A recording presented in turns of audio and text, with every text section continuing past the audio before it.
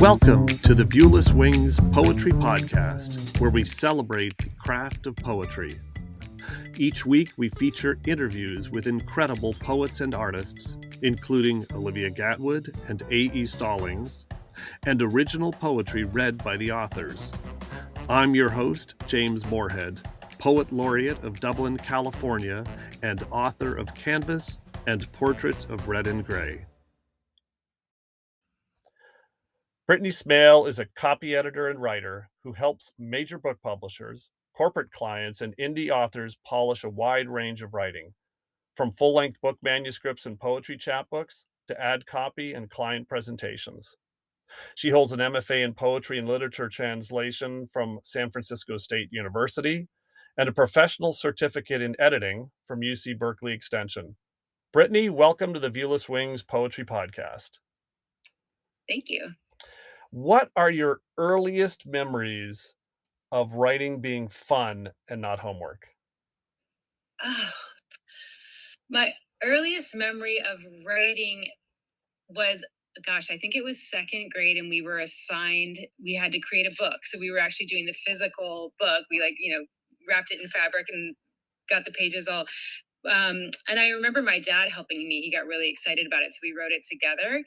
We wrote a story that was called Turn Left at the Horse, which maybe that makes no sense at all. And maybe that's why I later got into poetry and things, because I love things that don't make sense. But I remember having so much fun. That was the line we had, turn left at the horse. And I made a whole story around it. So I guess writing a story.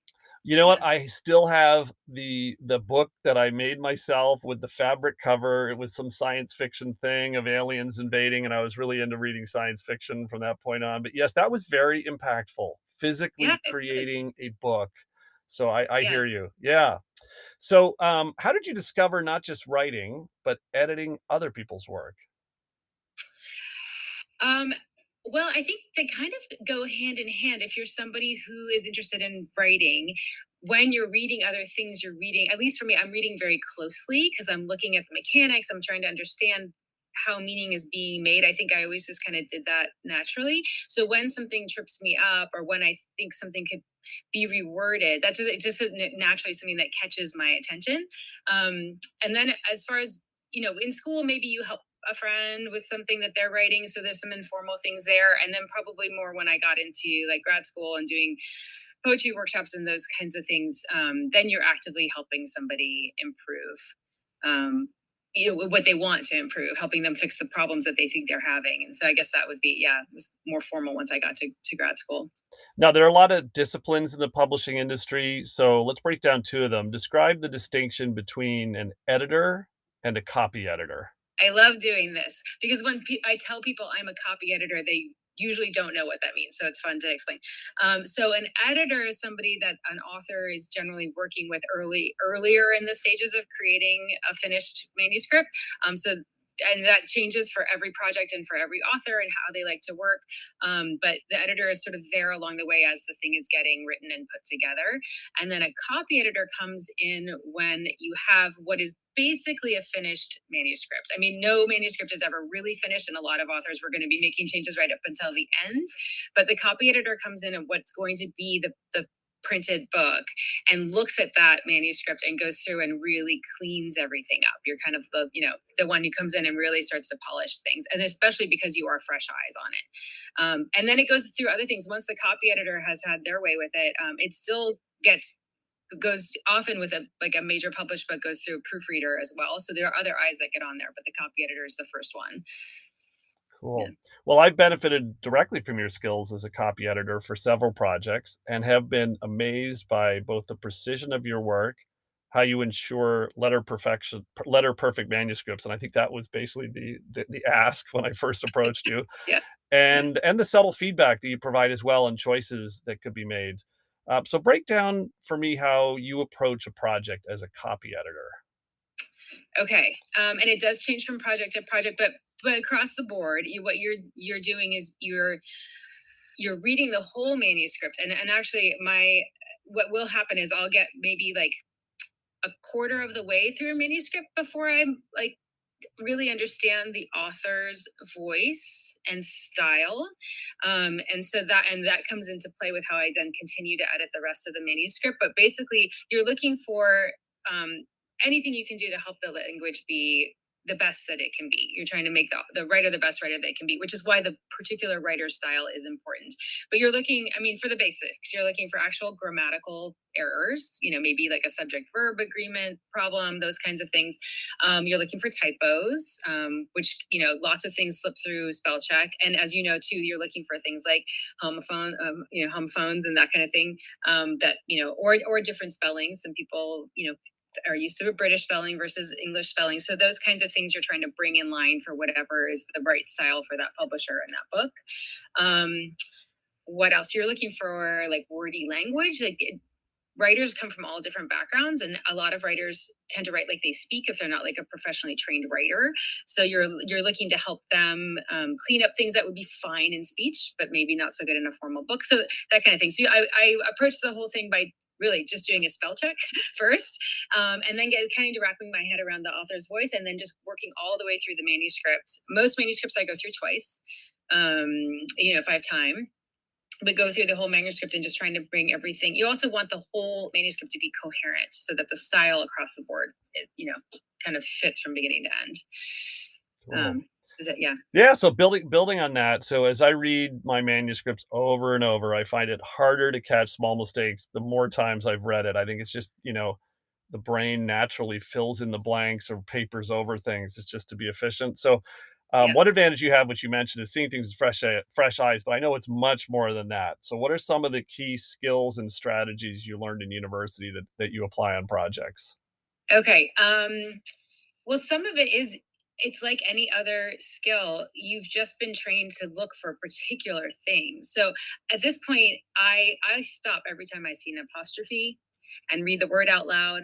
There are particular words that tend to be problem words for everyone, so those words will just jump off a page at me at this point. It's hard to it's like anything else. It's hard to tell somebody else how to do it.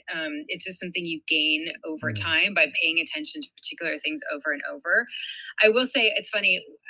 My roommate makes fun of me because I read out loud when I edit, and that's so that I'm trying to trick my brain into not doing what you just said, which is that Mhm. when we read, we just kind of read past things, and that's very efficient. That our brains will fill in words. But as a copy editor, you're trying to sort of like, you know, stick in that wheel so that it stops rolling.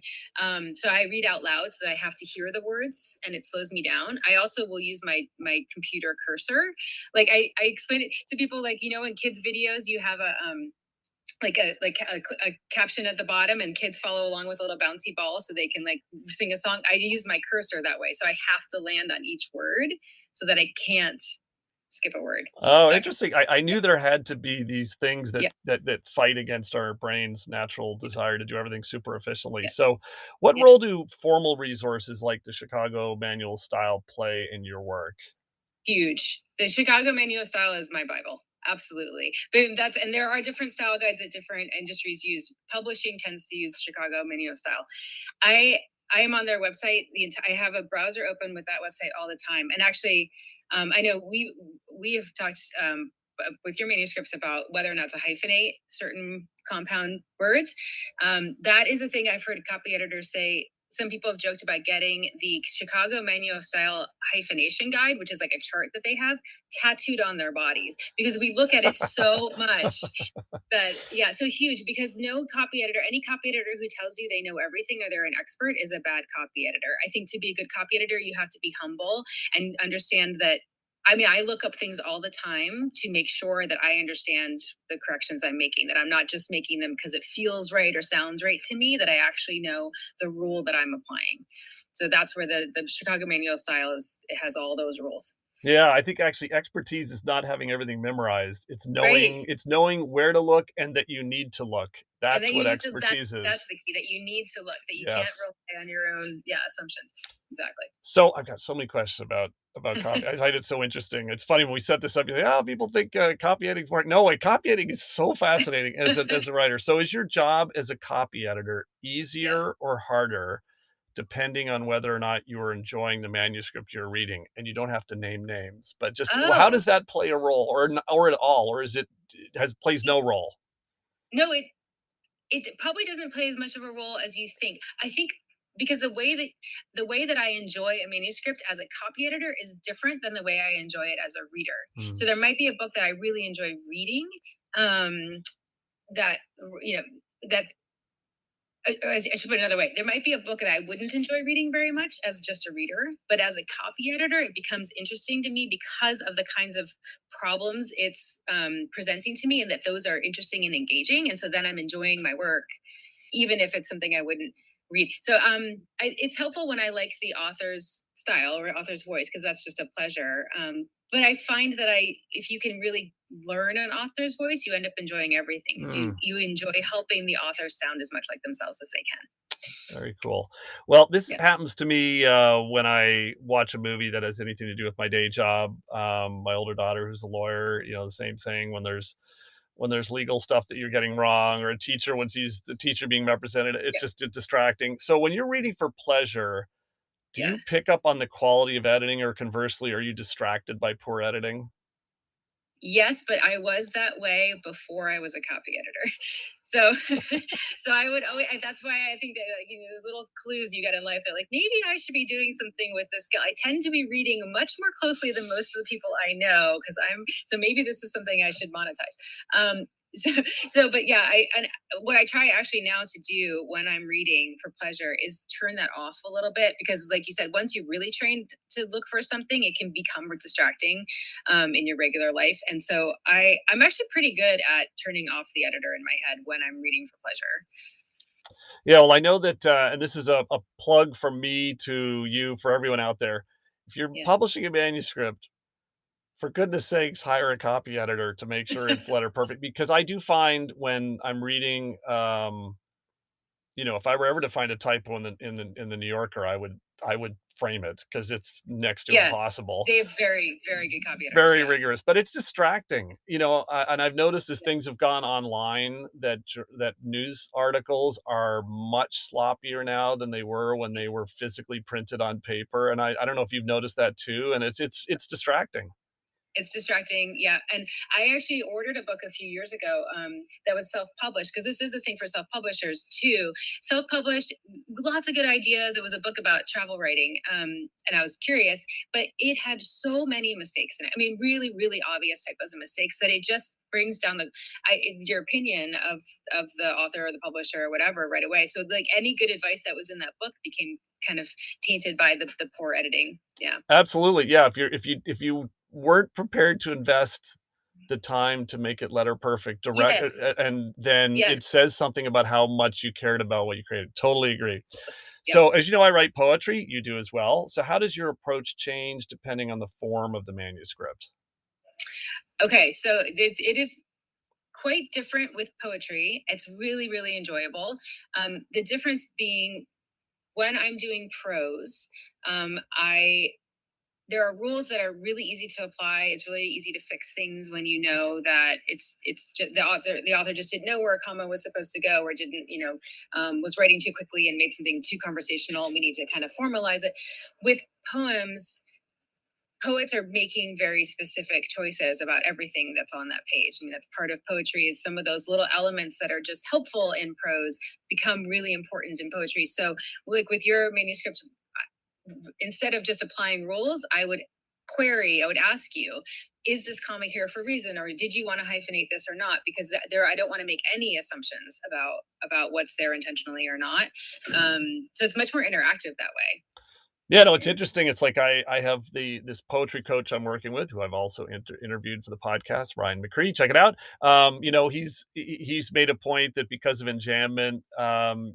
you don't necessarily need commas at the end of lines because you Right. have natural comma, but sometimes you do, and as I appreciate Yep. the in addition to catching things, these Yeah. sort of things that make me think about my writing as part of the process. Right. And that's it. There are no rules in poetry at all. Because and my only thing is when I'm reading, like I would for prose, like with your poem, it's like understanding your style, so that then if like a comma or like a particular type of word is doesn't seem to be fitting the way you're working within that particular poem or the manuscript in general, that's when I'll say, is this intentional or not? So, final question. So, what advice do you have for first time authors working with an editor or copy editor for the first time? Oh, for the first time. Well, it's great to speak with the editor first. I mean, especially if you're like you did, you're hiring somebody directly, to talk with the editor about what you want for your manuscript, and you guys can have just a quick little phone call or interview so that you're really on the same page about what you want the editor to do with your book, and the editor can and should ask you questions about what you want, and about what kind of writer you are, what kind of style you have.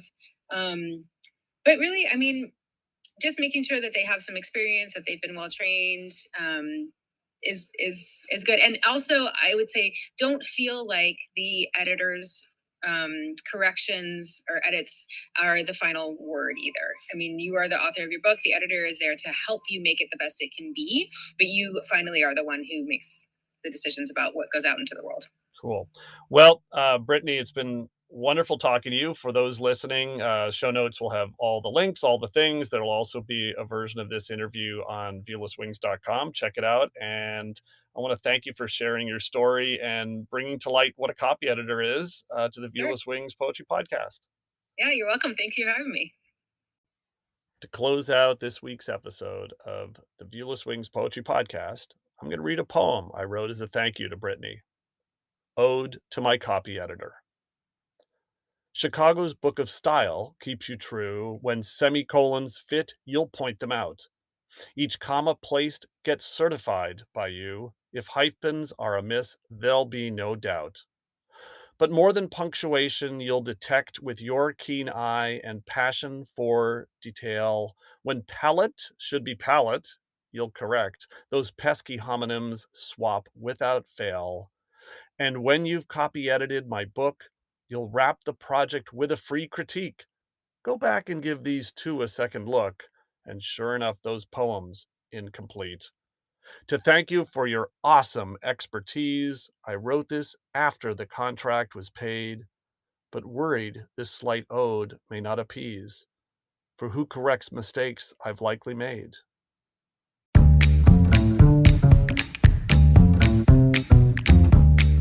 The Viewless Wings Poetry Podcast is written and produced by James Moorhead. You can follow me on Twitter at Dublin Ranch, subscribe to the Viewless Wings Poetry Podcast, and follow us on viewlesswings.com or on Instagram at viewlesswings.